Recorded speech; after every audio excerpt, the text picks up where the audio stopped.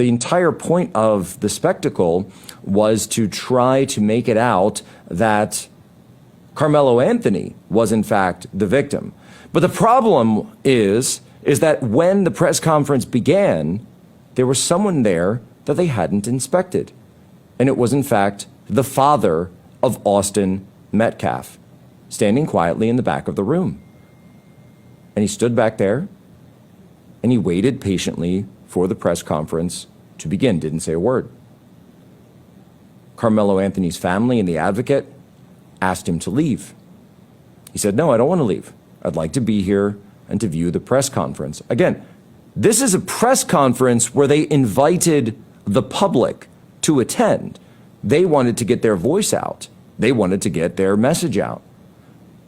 But the problem was Austin Metcalf's father would ruin the entire narrative. Do you know why? Because the actual victim of the situation was Austin Metcalf.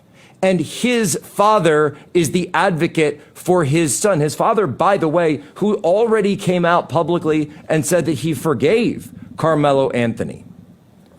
And what was the response?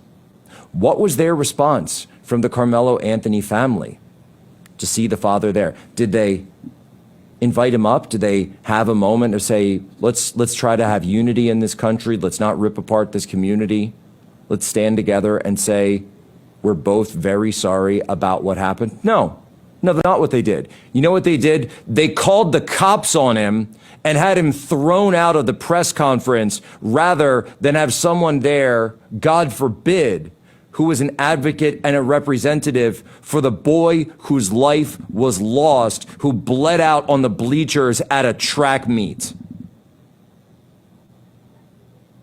I can't even say, as a father, I can't even begin to tell you what I would do, if I were in that situation, were I in that situation. I can't.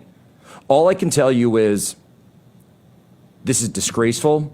It's despicable. It's absolutely disgusting what they're doing to this community, what they're doing to this country, raising money left and right, flagrantly, and then just throwing it back in the face of the public and saying, no, it's your fault. It's your fault for being upset with what happened. It's your fault. And in fact, many of these people, if you go online, are saying that it was Austin Metcalf's fault. Well, he can't be here because he's dead, because you robbed him of his life.